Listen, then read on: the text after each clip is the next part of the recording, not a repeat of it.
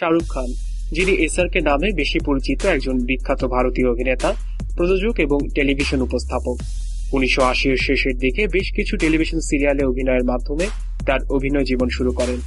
1992 সালে মুক্তিপ্রাপ্ত দিওয়ানা চলচ্চিত্রের মাধ্যমে তিনি চলচ্চিত্র জগতে প্রবেশ করেন। এরপর তিনি অসংখ্য বাণিজ্যিকভাবে সফল চলচ্চিত্রে অভিনয় করেন এবং খ্যাতি অর্জন করেন। শাহরুখ খান 14 বার ফিল্মফেয়ার পুরস্কার লাভ করেন, এর মধ্যে 8টি সেরা অভিনেতার পুরস্কার। তিনি বলিউডের অন্যতম সফল অভিনেতা। হিন্দি চলচ্চিত্রে অসাধারণ অবদানের জন্য 2005 সালে ভারত সরকার শাহরুখ খানকে পদ্মশ্রী পুরস্কারে ভূষিত করে। বর্তমানে শাহরুখ খান পৃথিবীর সফল চলচ্চিত্র তারকা।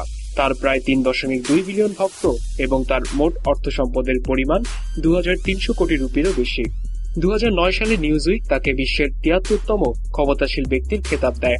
ওয়েলথ এক্স সংস্থার বিচারে বিশ্বের সবথেকে ধনী হলিউড বলিউড তারকার তালিকায় শাহরুখ খান দ্বিতীয় স্থান পেয়েছিলেন। এক্ষেত্রে তিনি হলিউড তারকা Brad Pitt, Tom Cruise, Johnny ডেপদের পিছনে ফেলে দিয়েছিলেন। অভিনেতা হিসেবে বৈশ্বিক অবদানের জন্য সম্মানসূচক ডক্টরেট উপাধিতে ভূষিত করেছে স্কটল্যান্ডের প্রাচীন বিশ্ববিদ্যালয় এডিনবরা বিশ্ববিদ্যালয়। খান 1965 সালে একটি মুসলিম পরিবারে জন্মগ্রহণ করেন।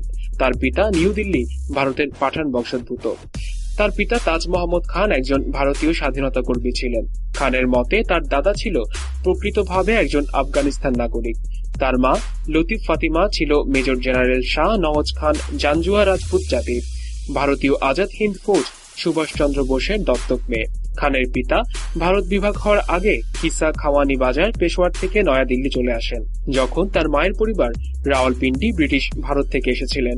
খানের শেহনাজ নামে একজন বড় বোন আছেন। তার জন্ম নাম শাহরুখ অর্থাৎ রাজমুখ, কিন্তু পছন্দ করে তিনি তার নাম শাহরুখ খান লিখিত হয়। এছাড়াও সাধারণত এসআরকে হিসেবে উল্লেখ করা হয় তাকে। তার উচ্চতা 5 ফুট 8 ইঞ্চি। বেড়ে ওঠা রাজেন্দ্রনগর এলাকার মধ্যে। খান 25 অক্টোবর 1991 সালে গৌরী খানের সাথে বিবাহ বন্ধনে আবদ্ধ হন। তাদের প্রথম সন্তান আরিয়ান খান, তাদের কন্যা সুহানা খান এবং সর্বশেষ সন্তান আবরাম খান। খান ইসলাম ধর্ম পালন করলেও তিনি তার স্ত্রীর ধর্ম হিন্দুকেও সম্মান করেন। তার সন্তানেরাও দুটি ধর্মই পালন করেন। 1988 সালে ফৌজি টেলিভিশন সিরিয়ালে কমান্ডো অভিমন্যু রায় চরিত্রের মাধ্যমে অভিনেতা হিসেবে তিনি আত্মপ্রকাশ করেন। এরপর 1989 সালে সার্কাস সিরিয়ালে তিনি কেন্দ্রীয় ভূমিকায় অভিনয় করেন, যেটি ছিল একজন সাধারণ সার্কাস অভিনেতার জীবন নিয়ে রচিত। একই বছর তিনি অরুন্ধতী রায়ের in which Annie gives it those ones টেলিচলচ্চিত্রে গৌণ চরিত্রে অভিনয় করেন। তার পিতামাতার মৃত্যুর পর নতুন জীবন শুরু করার লক্ষ্যে শাহরুখ নয়াদিল্লি ছেড়ে মুম্বাই পাড়ি জমান। ফৌজিতে অভিনয়ের মাধ্যমে তিনি হেমা মালিনীর চোখে পড়েন, যিনি শাহরুখ খানকে তার অভিষেক ছবি দিল আশনা হ্যায়তে অভিনয়ের সুযোগ দেন। দিওয়ানা ছবির মাধ্যমে তিনি চলচ্চিত্রের জগতে যাত্রা শুরু করেন। এই ছবিতে তার বিপরীতে ছিলেন দিব্যা ভারতী। ছবিটি ব্যবসা সফল হয় এবং তিনি বলিউডে আসন গাঁথতে সক্ষম হন। আসলে তার প্রথম ছবি হওয়ার কথা ছিল দিল আশনা হ্যায়, কিন্তু দিওয়ানা প্রথমে মুক্তি পায়। একই বছর তিনি আরো কিছু ছবি যেমন চমৎকার, বিতর্কিত আর্ট ফিল্ম, মায়া মেম সাবে অভিনয় করেন। 1993 সালে বাজিগর ও ডট ছবিতে খল চরিত্রে অভিনয় করে তিনি বিপুল খ্যাতি পান। ডট ছবিতে শাহরুখ খান একজন অপ্রকৃতস্থ প্রেমিকের ভূমিকা অভিনয় করেন। ছবিটি খুব সাফল্য লাভ করে এবং তিনি তারকা খ্যাতি পান। বাজিগর ছবির জন্য তিনি তার ক্যারিয়ারের প্রথম ফিল্মফেয়ার শ্রেষ্ঠ অভিনেতার পুরস্কার লাভ করেন। এছাড়া তিনি কভি হা কভি না ছবিতে একজন ব্যর্থ যুবক ও প্রেমিকের চরিত্রে অভিনয় করেন, যার কারণে তিনি সমালোচকদের রায়ে শ্রেষ্ঠ অভিনেতা নির্বাচিত হন। 1994 সালে তিনি আঞ্জাম ছবিতে অভিনয় করেন, যেটি ব্যবসা সফল হয়নি। তবে সাইকোপ্যাথ হিসেবে তার অভিনয় সমাদৃত হয় এবং তিনি 1995 সালে ফিল্মফেয়ারে শ্রেষ্ঠ ভিলেন পুরস্কার লাভ করেন। 1995 ছিল তার জন্য খুব সাফল্যের বছর। দিলওয়ালে দুলহানিয়া লে যায়েঙ্গে বক্স অফিসের রেকর্ড ভাঙে এবং এর সব কৃতিত্ব পান তিনি। ছবিটি 520 সপ্তাহের বেশি প্রদর্শিত হয়, ভারতের সর্বাধিকবার প্রচারিত ছবি হিসেবে, যাকে তুলনা করা যায় শোলের সাথে, যা 260 সপ্তাহ চলেছিল। ছবিটি বর্তমানে 12 বছর ধরে প্রদর্শিত হচ্ছে এবং প্রায় 12 বিলিয়ন রুপির চেয়েও বেশি অর্থ আয় করেছে। দিলওয়ালে দুলহানিয়া লে যায়েঙ্গের পর তিনি বেশ কটি ছবিতে সাফল্য পান, যার অধিকাংশ ছিলই প্রেম কাহিনী।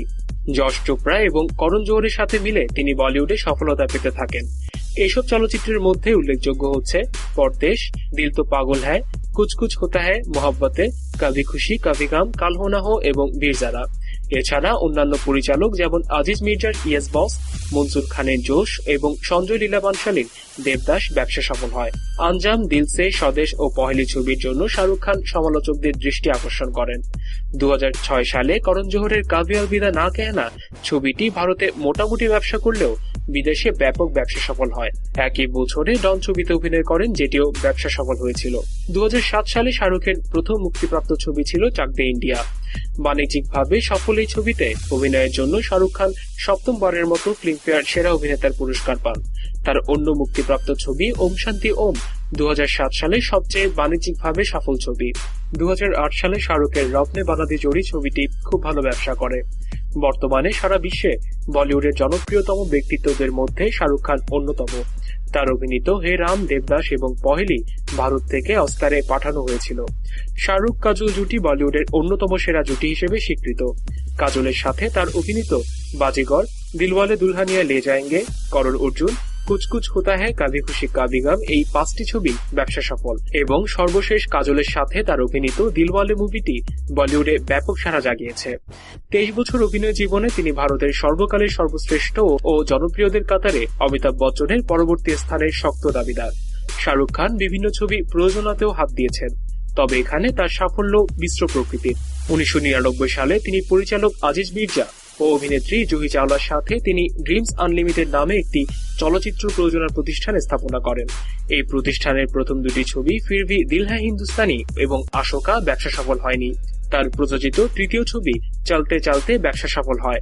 2004 সালে তিনি আরেকটি প্রযোজনা প্রতিষ্ঠান স্থাপন করেন, যার নাম ছিল রেড চিলিজ এন্টারটেইনমেন্ট, এবং এখান থেকে मैं हूं ना চলচ্চিত্রটি প্রযোজনা করেন, যা বলিউডে দারুণ ব্যবসা করে।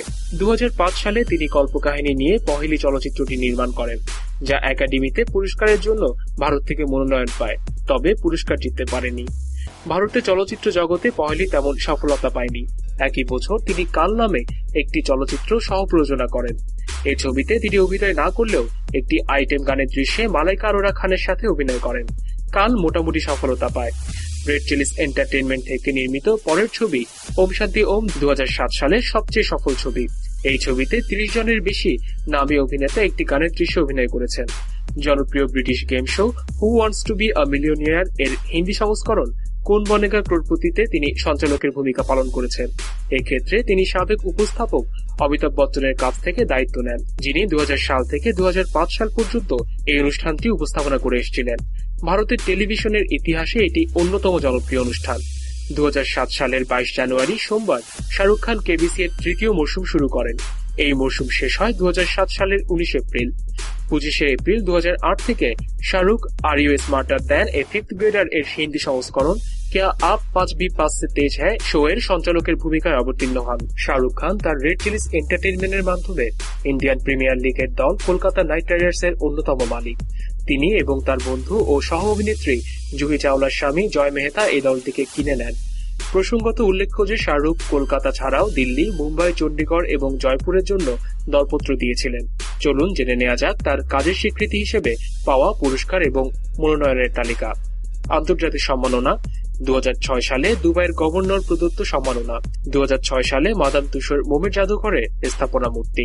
2007 সালে ফরাসি সরকার কর্তৃক শিল্পকলা ও সাহিত্য অবদানের স্বীকৃতি হিসেবে বিশেষ উপাধি লাভ।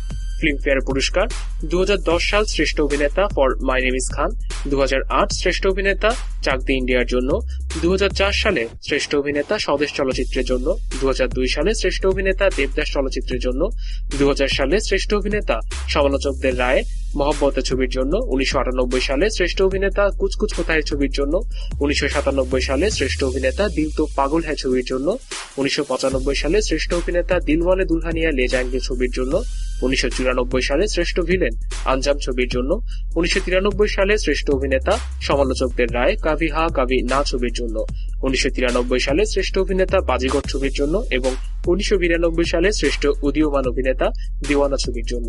এছাড়া তিনি 2002 সালে ফিল্মফেয়ার বিশেষ পুরস্কার সুইস কনসুলেট ট্রফি পান।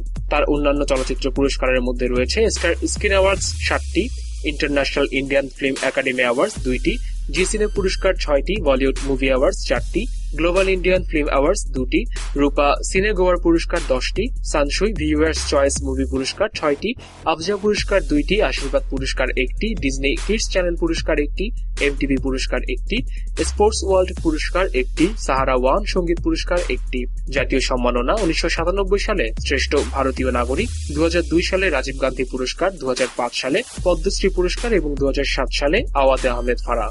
2001 সালে জেট ম্যাগাজিন তাকে এশিয়ার সবচেয়ে যৌনাবেদনময়ী নায়ক হিসেবে স্বীকৃতি দেয়। এছাড়া তার অন্যান্য সম্মাননার মধ্যে রয়েছে 2004 সালে পেপসি সবচেয়ে প্রিয় তারকা পুরস্কার, 2004 এফ পুরস্কার ভারতীয় ফ্যাশন তারকা মডেল এবং ছোটাকা ফুন্ডা পুরস্কার, টাইম ম্যাগাজিনের প্রচ্ছদ, একই বছর সবচেয়ে তেজ বছরের শ্রেষ্ঠ পার্সোনালিটি এবং MSN বছরের শ্রেষ্ঠ সার্চ পার্সোনালিটি পুরস্কার, 2005 সালে ন্যাশনাল জিওগ্রাফি ম্যাগাজিনের প্রচ্ছদ, এছাড়া 2006 সালে হাবির ই হিন্দ খেতাব দেশভক্ত সংবাদপত্রের পক্ষ থেকে। এলটিভির সাথে থাকার জন্য সবাইকে ধন্যবাদ। এক্সক্লুসিভ সব খবরের জন্য আমাদের সাবস্ক্রাইব করুন।